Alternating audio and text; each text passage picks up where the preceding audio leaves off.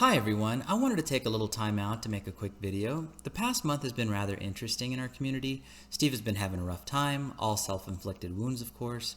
Even Chesh has been having a rough time to a point where some individuals are claiming she has been bullied off the internet. And it reminded me of my first introduction to Cheshire Vic, and I'd like to show you that today. I had seen her in live chat before, but I had never seen or heard her before this particular day. It was about a year ago, just before the non-sec debacle, and she appeared on a hangout in Steve's GDC, the Great Debate Community. This panel featured many good, smart people, namely Dr. Misha Griffith and Saka, both of whom I find them both to be very thoughtful. Mike Famine, Nick Suter, of course Chesh, and hosted by John Peterson, who I thought did an excellent job moderating. It had been a year since I've seen this, so I'm not sure what all was discussed on that day, but there was a memorable portion toward the end, and that's what I'd like to show. The entire 3-hour plus stream was good, and I'll put the link in the description below. The topic was conservatism versus liberalism, which ideology is the better guardian, or is the guardian of human rights and equality. I don't want this video to veer off into politics, even though I do think philosophical discussions like this are very important, but I'm not going to delve into the topic under discussion itself. I mainly want to use this to highlight some qualities and characteristics of Chesh. I think it's indicative of her nature. It is just completely interesting to me. I mean, I want to hear him and Oliver and Cheshire talk more about that. Well, And Will, come on in. the chat made a really good point. And the chat made the point that is it authoritative to wish for bodily autonomy? So it depends on the spectrum, like on this one, and it's an It's a yes or interesting. no question. I'm not sure if you're new here, but nothing's ever a yes or no question. Listen, Okay. I can hear from Steve. Steve asks yes or no questions all the time. Yeah, Steve's wrong. Especially from the definition of it. No, I'm just, Here, There were some beauties in this one. Saka had some nice jabs throughout, and Chesh just wasn't feeling it. And you could see it slowly build up over the course of this discussion, and that's really what I want to show you. Who was Saka? Go ahead, yeah. yeah. So so on the system there is that when it comes to the government interference and government regulation on something, you can fall under the you can be really closer to like the liberty side of things if we believe for example that every single person is entitled to life, for example, the right to life. And if you have within your definition of everybody include those that are unborn, then that would be a position of something that's very liberal in that viewpoint, or very close to like the position of freedom on that chart there. But if you don't count those people, like the unborn, as people to be to have like moral obligations towards, then any type of regulation that would go to take to favor their rights over yours would be seen as authoritarian. So when it comes to like the position that we're asking here, they view the democratic position of abortion as something that is authoritarian. So, for example, like again, the example that we're already using with what you just described, depending on how you phrase that and how you phrase that question and what definitions you use, you're then following. Oh my gosh, let's take a look at this. She's got clothes just kind of hanging on the floor, and that's a Jameson. She's got a Jameson box back there, a whiskey. Oh, Chesh. Falling on a different point on that spectrum. On that issue, yeah. Well, right. So if you're this on this issue, and also this on this issue, and therefore can be anywhere on this issue, depending on how it's worded, how it's phrased, or how it's presented, how is that an effective tool to identify something? Isn't that the case with most? I mean, even with the current liberal conservative, I mean, you're going to have that. Yes, exactly. Yeah, pretty much. Like that's I'm not sure if you missed the first part of the conversation where we talked about like how the conservative and the Republicans and the Democrats don't really fall on any particular side that you can label them as liberal or conservative by any type of classical definition. Right. Yeah. No, I'm aware. Thanks. Tips. You know, when the fake laughs come out, she's getting agitated. Thanks. Tips. The question that I was asking Mike was that kind of like, what is your viewpoint of people? You know, when you fall on the spectrum, where you fall on individual issues will vary and will offer some type of a little bit of movement on your position. So it's not going to be completely accurate, but you'll have a rough sense of how much control you want the government to have and how much freedoms you want to have. Yeah, Mike, tell me where you fall on this system that we've, on this tool that we've already defined as not accurate. Yeah, like I think that was my whole. Well, Chesh is throwing some small digs in there too, and it happens in these types of discussions, and she looks really proud of that one too. Very proud of herself. It was like, I didn't agree with your system. Yeah. Yeah, especially like I think that was the key. Yeah, and the entire point of the conversation that we were having, Mike, was that when it comes to something like the conversation about, which one is a better guardian of human rights and freedoms, okay? And I said that you can have a perfect system where every single person's rights and freedoms are guarded on either end of that spectrum, but that's going to be completely dependent on the people. But the people aren't, like I said, they're not inherently good, and we don't have a benevolent system that we can point to, or a benevolent authority that rules over every aspect of our life. So we know that those opposites exist. We know that the either ends of the spectrum exist, and where we fall in the middle is like the entire hazy ground that we're all kind of discussing at this point. Like that was the entire point of the thought experiment I was talking to you about, was that how can you say that any part of that system is good or right or wrong if you can have a position of complete equality and happiness and stuff on both ends of it.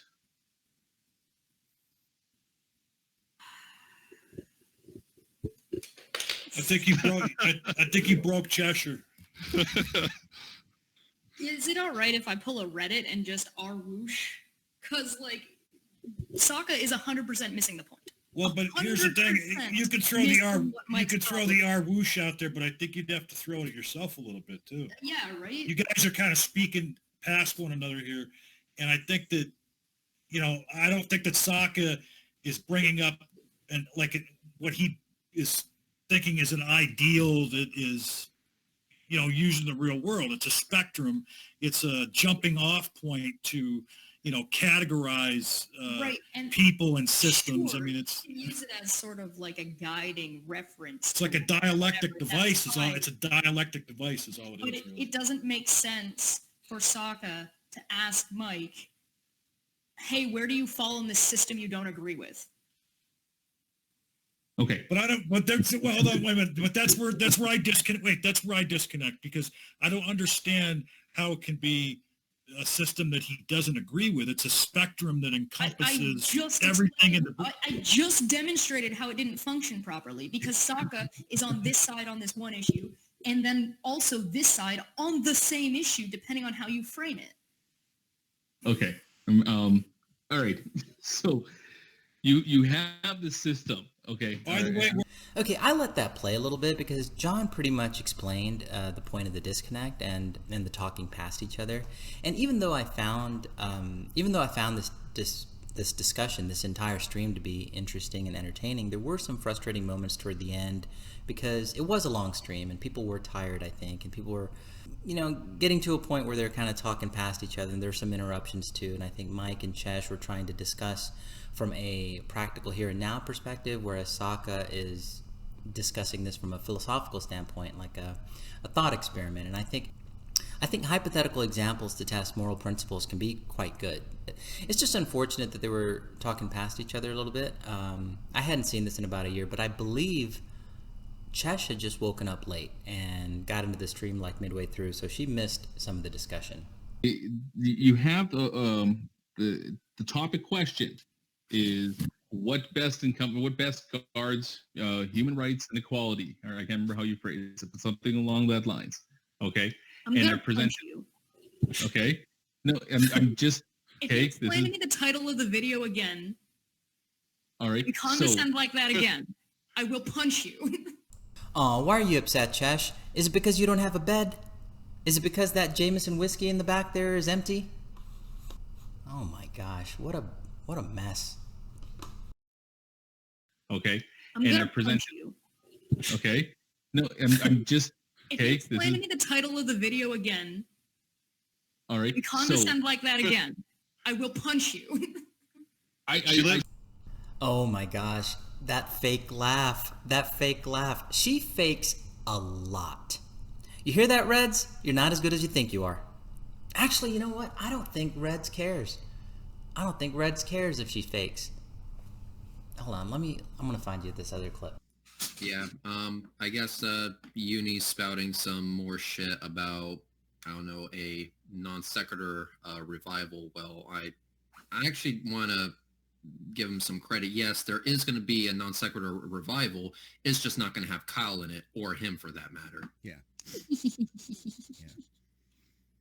Oh my gosh, that was so bad. Okay, I'm gonna skip ahead a little bit.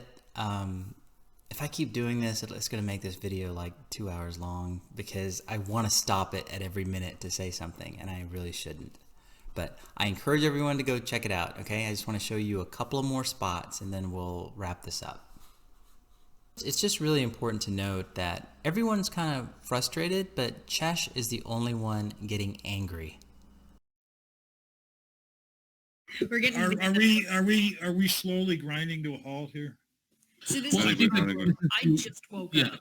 I think that this is. Yes, we can tell, Chesh. We can tell. At least pick up your Jameson box, man. Move that out of the way. You know the camera's on, right? Like there is a limit to freedom. Yeah.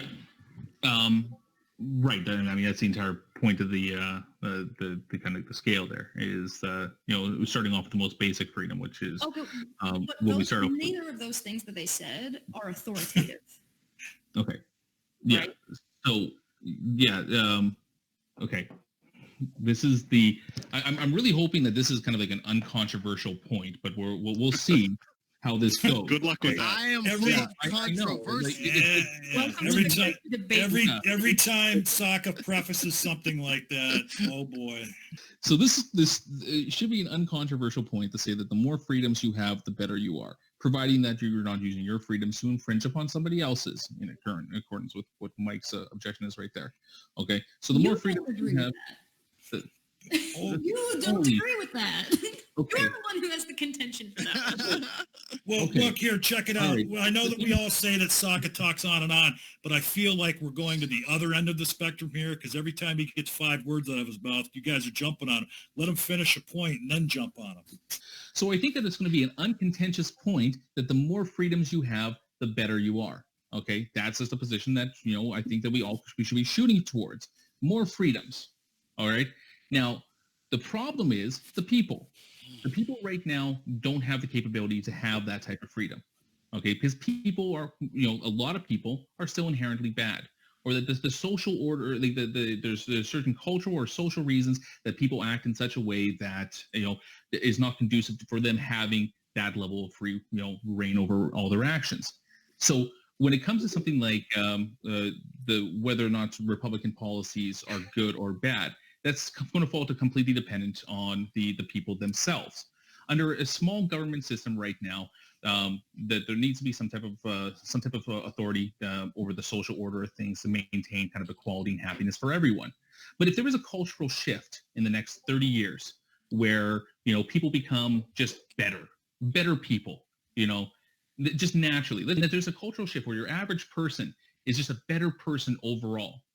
Well, then in that case, a small government system with limited authority over the social order would be better because it would guarantee just more freedoms to people, and it's things that you wouldn't have to regulate. I don't agree with that.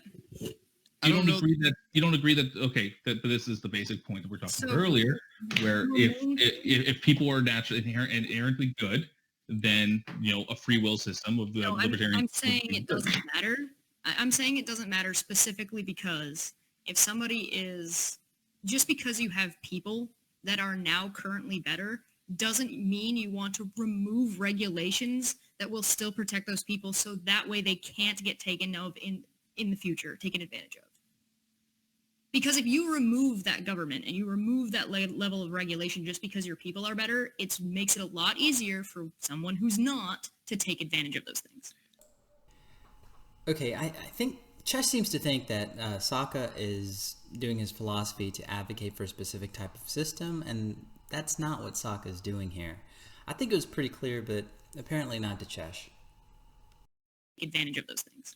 And I think that's in Sokka's example, that would fall under then they're not good, so you shouldn't have taken it away in the first place. Exactly. So, but it's like it's like if whenever Cheshire wants to object to something, all she has to do is just listen to the sound of my voice, and she knows that that's the time to object to it.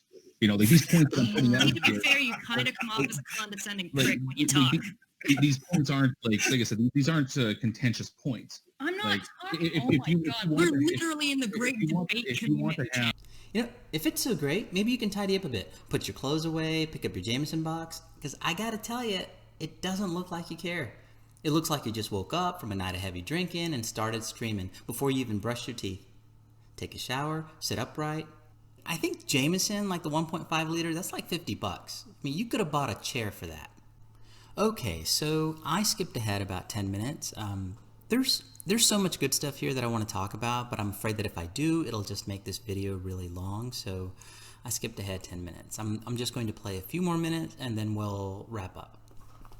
That's just like polar opposites ends of a spectrum that Right. So the thing that I'm disagreeing with, affords an opportunity to discuss the matter. I mean, right, Yeah, and the but- thing but- that I'm disagreeing with is the conclusion. Just because you're on this side of these two of what he was saying doesn't mean that you want more or less authority. If you decide that if people are good, therefore you don't need any authority, it's essentially meaningless. Up to that, it doesn't mean that you don't want any authority. It just means that you think that up to this degree, that's fine.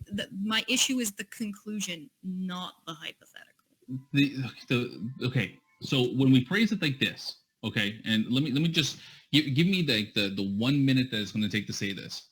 If the question is that what system is the best guardian of equality and freedom, liberal or conservatism, the answer is neither. Okay, it depends on the people. It's always going to depend on the people. That's the point. Well, an entire system is going to be made up of people anyway. So yeah, literally everything is based on the No, people. that's not an answer. That's okay. The answer is the people. If the people are inherently good, then a liberal system would work. If people are inherently evil, then a conservative system would work. okay, so if that's not an answer, out of curiosity, then to the basic question, what is an answer? I think- At this point in time, they're just disagreeing for the sake of disagreeing. Fuck you! There it is, Darcy blows. My first introduction to Cheshire Vic. Oh man. In these types of discussions, even though we're all passionate, we have to remain calm, right? I mean, this is being streamed. You got people watching, but that was building up. You can tell. You can tell it was just a matter of time. I don't think that's the case. That's very dismissive. I'm actually trying to have a conversation with you. I don't think I'm just outright disagreeing because I'm bored. Like, Yeah, Sokka, I don't concur. But I do want to know, so, I mean, it seems to me that he was able to frame an answer in about a minute to the question, who's got the central question of the debate. It seems to me that Sokka was able to come up with a 1 minute answer. So what would your answer be? I was speaking more or less in like a here and now and what's been happening here and now, what works best here and now. Look at Chesh in the background, like the Incredible Hulk trying to cool off. In like a here and now and what's been happening here and now, what works best here and now. How do we go how do we? Okay, I'm gonna skip ahead a few minutes and until Cheshire comes back to the discussion. I Yeah. agree. I tend to agree a bit more with you, just personally. So if that makes any sense. There's a fork in the road with how the question was phrased, and I don't think that was the intention of the creators. Bartholomew. Well, here, check it out. Let me ask this question then. In today's current incarnation of the liberalism and conservatism, which of those ideologies is doing more for there to be a level playing field for all? And I'll ask that to Sokka first, and then we'll go right down the line. In the modern climate right now, I would say that a lot of the ideas that are put forward by social liberalism is doing that. Okay, Cheshire. Fuck off. What? Why do I have to fuck off? Eat a dick. Oh, Cheshire, don't be that way. Ollie. How do you... Yeah, I would say liberal versus conservative. Yeah. Well, Chesh, thank you for demonstrating that we need government. God forbid you are ever in charge of anything of major consequence, like the CEO of a company or just anyone with any serious power. I want some regulation and oversight over anything you do. How weird is this? This lady, after her first tantrum, and we all lose our cool from time to time. Okay, it can happen. You lost your cool. But after her first tantrum, she walks it off for 5 minutes to cool down. Then she sits back down after 5 minutes, calmly. She didn't interrupt. She waited her turn to talk. And then she said, F off. And then, eat a dick. And then, middle finger. I mean, this is the great debate community, Chesh. So she thought about that for 5 minutes, and that's what she came up with. You act like a teenager, Chesh. I don't think anyone ever thought you were 17 based on your looks. I'm not knocking on your looks. I mean, you just look your age, whatever, 31 or 32-year-old. But you have the maturity of a 17-year-old. You tweet like a 17-year-old. You act like a petulant, entitled teenager. I think I'm being generous with 17. It's more like 14 or 15. I mean, the way you pout and curse, the lack of respect for others. I mean, what did John do? I guess he said one time that Mike and Chesh were interrupting Sokka when he was trying to make a point, but that was it. Oh, poor Mike. Poor Mike. It's just awkward. And it was awkward 5 minutes ago, too. The professionals, Nick Suter and John Peterson, the professionals admirably tried to corral it, and they did a good job. They controlled it.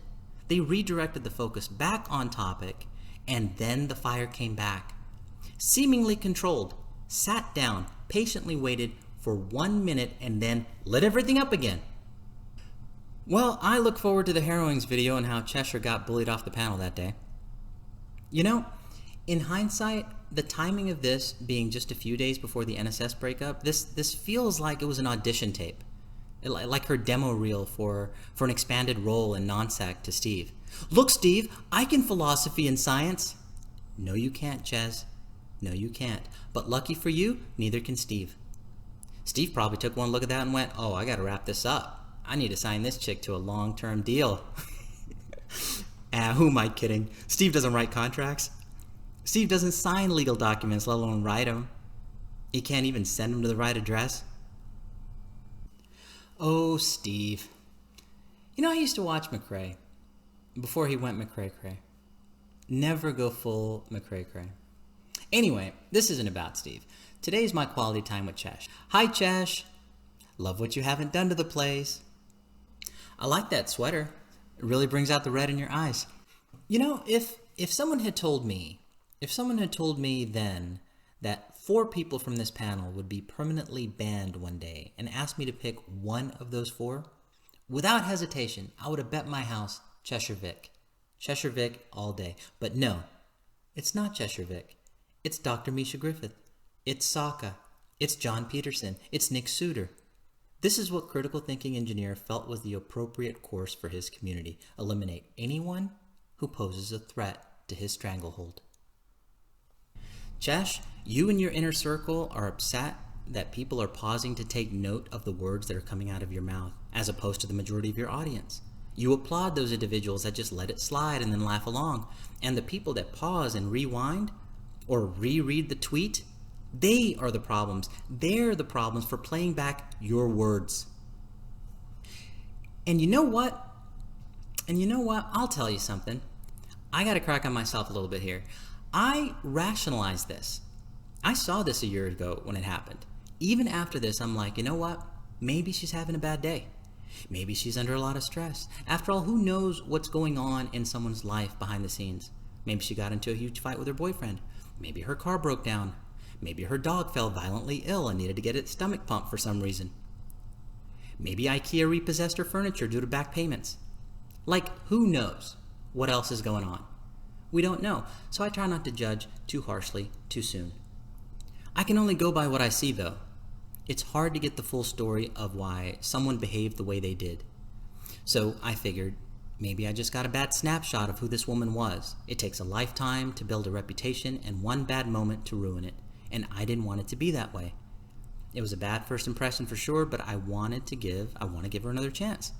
And I'd rather give a person a second chance and be wrong than not give a person a second chance and be wrong, if that makes sense. But the next 12 months, actually the next 3 months after this hangout, demonstrated to me that this was not an anomaly. This is not an isolated incident. She has demonstrated a pattern of this type of behavior. So either she's always in a bad mood due to inescapable circumstances, due to stress, due to financial troubles, and constantly putting out fires in her personal life, or maybe, just maybe, she is the fire that's wreaking havoc across the land. So what I had after seeing this originally, Chesh, was a charitable interpretation. I like to give it. I like to give the benefit of the doubt. So if you're sitting around in your echo chamber throwing a pity party wondering why no one gives you charitable interpretations, it's because your foul behavior over a period of time has denied that privilege. And make no mistake, it is a privilege. And if you don't see it that way, then you're taking people for granted. I've seen Chesh be vindictive and ill-tempered on many occasions, and also lying to hurt people on more than one occasion. And lying on the internet is just stupid. What do you think, Chesh? Lying on the internet is not a wise thing to do, because lying on the internet is liable to get you caught, because once it's on the internet one time, it's on the internet forever. Lying on the internet is just kind of stupid. You're absolutely right, Chesh, and that is all the more reason we should be mindful of what we say and how we conduct ourselves. I will extend your cautionary message to not only lying, but any type of poor behavior, throwing tantrums, or trivializing sexual assault, harmful spreading of misinformation, such as say that an innocent kiss between friends, a woman, and your boyfriend is tantamount to sexual assault, let's say, for instance. I can say on pretty good authority that a good friend of ours, Red's Rhetoric, was sexually assaulted by Fiona at JFK. I know that story. Uh-huh. Using the same reasoning, yeah. Uh-huh. If not physically, I mean. You're not good at reasoning, Steve, or arguing, or thinking critically, or applying ethics. We have impressionable goblins listening here. You're a bad influence. Anyway, let's get back to the goblin. I don't want to get off onto you. If not physically, I mean physically sexually like assaulted. actually sexually assaulted by this woman. So there it is. An innocent kiss is sexual assault. As part of some weird trickster layered argument intended to obfuscate the legit criticism that Steve defended a convicted rapist without exculpatory evidence. That's harmful stuff you're putting out on the internet there, Chesh. It trivializes sexual assault, and it's just not honest. Oh, say it again, Chesh, for the people in the back. Lying on the internet is just kind of stupid.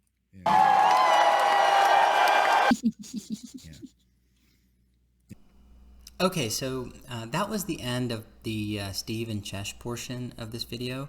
So you can stop it here, but I am going to get on my soapbox again and talk about something else for a little bit.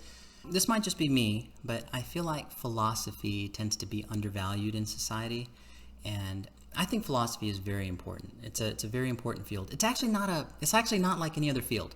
It asks big questions and makes inquiries into every avenue of human life and provides us with tools that are applicable to any field of endeavor. Evaluating information, determining the facts, understanding different points of view, developing logic and reasoning, and formulating clear, sound arguments. The tools that philosophy teaches tend to be highly valued by employers in many fields.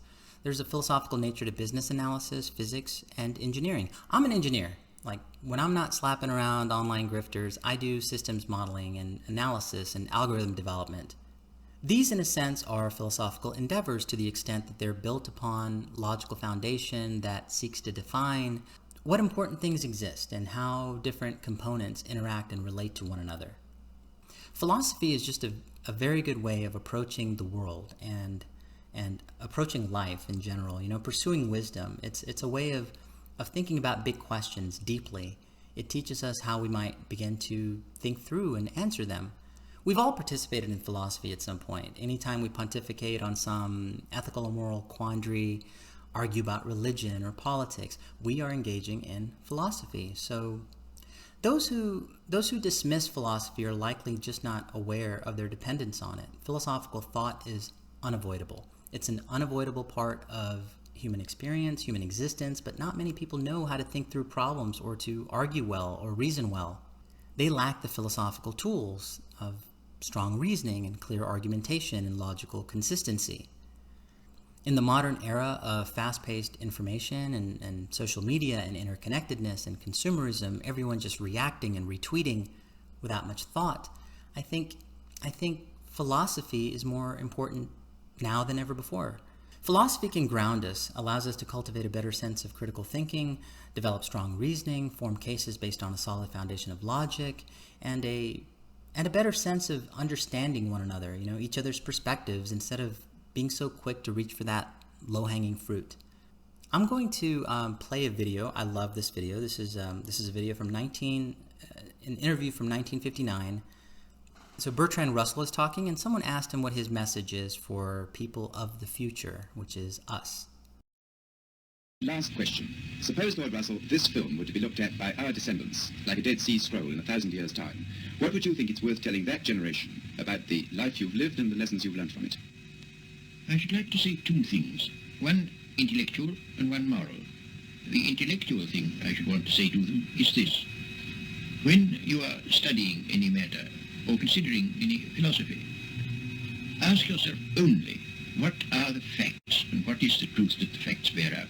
Never let yourself be diverted either by what you would wish to believe or by what you think would have beneficent social effects if it were believed. But look only and solely at what are the facts. That is the intellectual thing that I should wish to say. The moral thing I should wish to say to them is very simple.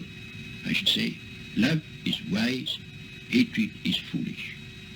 In this world, which is getting more and more closely interconnected, we have to learn to tolerate each other. We have to learn to put up with the fact that some people say things that we don't like. We can only live together in that way. But if we are to live together and not die together, we must learn a kind of charity and a kind of tolerance, which is absolutely vital to the continuation of human life on this planet. I love that video, and it's very appropriate to now. Maybe even more appropriate to now. I know every generation has their own sets of problems, but as far as interconnectedness, I mean, that's nowhere before in time have we been more interconnected. We have more information now, greater ease of access to information, but not necessarily the tools to process and absorb that information. We can test out and develop these philosophical tools by having deep conversations and discussing cool questions. Not only reach a greater level of understanding on a topic, but become better thinkers in the process. Questions like, is there such a thing as free will? What is the best moral system? Can we understand good without evil? Or what is consciousness? I find incredible value in having these types of discussions. Ask really important questions. Even more important than, dare I say, the definition of atheism. I couldn't do it. I couldn't do it. This was supposed to be my mature soapbox non-joke section, and I just couldn't do it. I'll probably just edit this out. Yes, ladies and gents, there are more important things than P and not P, therefore Q. Listen, if you want to be a good philosopher, be the opposite of Steve. Look at Steve and do the exact opposite. Please don't allow Steve to sully philosophy, okay? I'm not going to undo 5 years of nonsense on YouTube in 3 minutes. Sorry, I didn't mean to get back onto Steve again. Well, in my defense, it's fun. It's fun because you're a clown, Steve, and clowns tend to elicit laughter. If you want to be taken seriously, please don't act like a clown. You're a person who claims all opinions are sacred, who claims he enjoys being challenged, but will unironically block anyone who dissents. A supposed champion of ethics, who engages in unethical practices, petty conflict after petty conflict, including doxing. A person who calls out and derides logical fallacies, but will use every logical fallacy in the book when it serves his purpose. A harsh critic of cyberbullying who cyberbullies.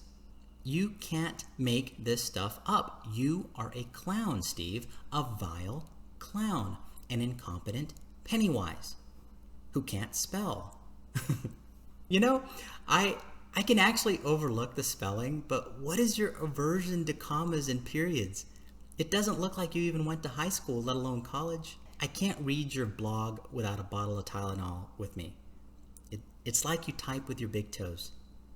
Oh my gosh, this video wasn't even supposed to be about you, but here we are. You got my attention. I see you're back on Twitter, booming all over the place. Got the dysfunctional band back together. Manya, Chesh, Jared, Reds. All the paragons of ethics. Nothing about your behavior screams you know anything about philosophy, any of you. Philosophy is more than just memorizing a few terms or quotes. It's a way of life, and your life is that of a petty, vindictive, ill-tempered hypocrite. Well, at least I found my thumbnail for the vid. Anyway, I think I'll end this video now, or I'll just keep roasting Steve for another 10 minutes, and the video's pretty long already. Thank you to everyone who hung around, and not only hung around for this video, but to everyone that has been watching just in general. I'm very touched by the warm reception, honestly. You know, about 6 weeks ago, I just dabbled with the commentary thing. I started riffing on what I felt was silly at the time. I did not think so many people would be receptive to my thoughts and kind enough to subscribe and leave such sweet comments. I think I have about 250 subscribers. That's almost as many as Chesh's block list. Anyway, I'm moved, I'm appreciative and humbled, and don't take anything lightly or any of you for granted, and it encourages me to continue to do it and to be better. So thanks again, and have a wonderful day, and I'll see y'all soon. I won't be very active for the next couple of weeks, but I'll still be around, okay? All right, bye.